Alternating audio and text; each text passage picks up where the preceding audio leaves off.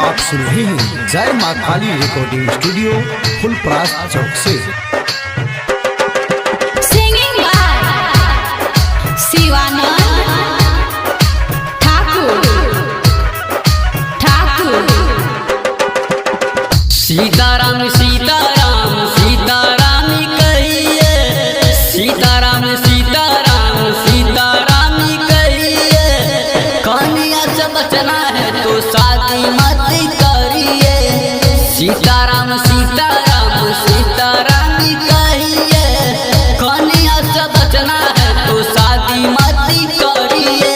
Music director Chandeshwar पंडित। Music director Chandeshwar पंडित। कन्या से बचना है तो शादी मत करिए। शादी मत करिए, शादी मत करिए।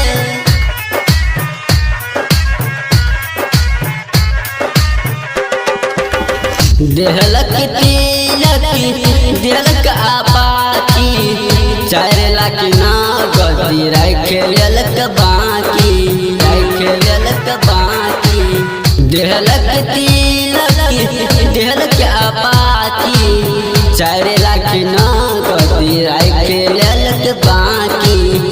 पंकज दूरी का कर छर शादी, पंकज दूरी का कर छर शादी।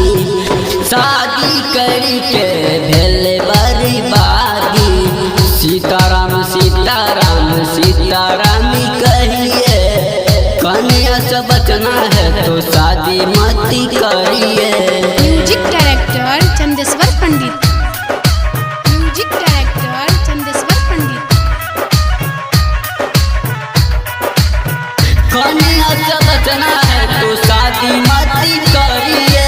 शादी मत करिए, शादी मत करिए। मोहनज छोरा श्याम ठकुराय कर, शिवानंद ठाकुर बन जाति गायकी, बन जाति गायकी। मोहनज छोरा श्याम ठकुराय कर, शिवानंद ठाकुर बन जाति गायकी। डीजे चंदेश्वरी सबके बता दिए। डीजे चंदेश्वरी सबके बता दिए। कन्या से बचना है तो शादी मत करिए। सीताराम सीताराम सीताराम कहिए। कन्या से बचना है तो शादी मत करिए। जय माँ काली रिकॉर्डिंग स्टूडियो फुलपरास चौक से। 91 13 90 67 65।